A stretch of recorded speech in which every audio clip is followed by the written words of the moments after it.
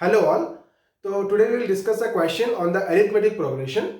तो ये क्वेश्चन में बेसिकली क्या दिया हुआ है कि हमारे पास दो एपी है और उनकी कॉमन डिफरेंस क्या है, सेम है, और उनकी जो 100th टर्म है उसकी डिफरेंस है 100 और हमको निकालनी है 1000th टर्म की डिफरेंस क्या होगी।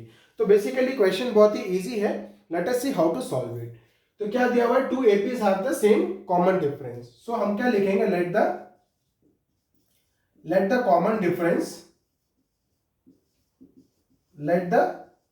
difference be d। दोनों की कॉमन डिफरेंस हम लोग ने क्या ले लिया, d। अब वो बोला है the difference between their 100th term is 100।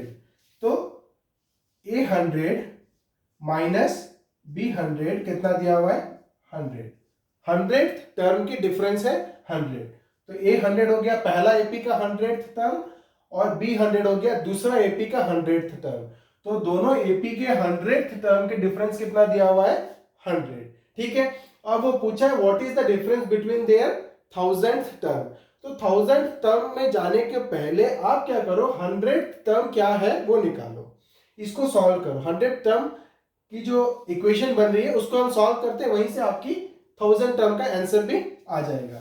तो a 100 क्या होता है, a प्लस, तो इसकी जो फर्स्ट टर्म है मैं ले रहा हूं a, तो a plus n-1 whole into D.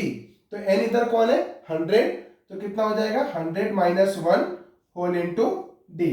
ठीक है, माइनस ये क्या हो जाएगा b plus n-1 whole into d. n क्या है 100, तो कितना हो जाएगा 100-1 होल इंटू डी। इसको मैं ब्रैकेट में रख रहा हूं, कहीं भी माइनस आएगा तो मैं बार बार बोलता हूं, आप एक सेकेंड सोचिए कि जहां भी माइनस आएगा उधर थोड़ा सा ठहर के सोचिए, तो आपकी सिली मिस्टेक्स नहीं होगी।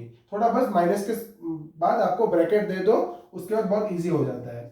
तो 100, तो हमने क्या फॉर्मूला यूज किया इधर, an is equal to a plus n-1 whole into d. तो यहाँ पे n की वैल्यू कितनी दी हुई है हमको, 100।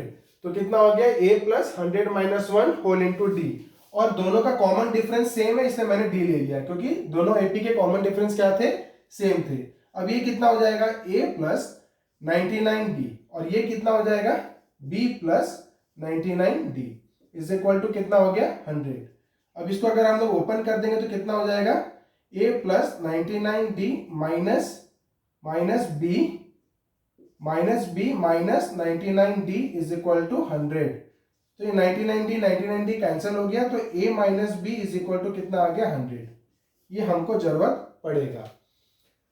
अब वो बोला है कि 1000th टर्म की डिफरेंस क्या होगी। ठीक है, तो हम लोग निकालते हैं a 1000 माइनस b 1000, ये हमको निकालना है। तो a 1000 कितना हो जाएगा इस फॉर्मूला से, a plus n-1 whole into d. तो कितना हो जाएगा, n अगर 1000 है तो ये कितना हो जाएगा 999d। तो ये कितना हो जाएगा a प्लस 999d माइनस ये कितना हो जाएगा b प्लस 999d। ओके, अब हम क्या करेंगे, ब्रैकेट ओपन करते हैं, 999d minus b minus 999d। अब ये 999d दोनों तरफ क्या हो जाएगा, कैंसिल हो जाएगा, बचेगा a माइनस बी, और a माइनस बी की वैल्यू हमारी कितनी आई थी 100। तो ये हो गया हमारा आंसर।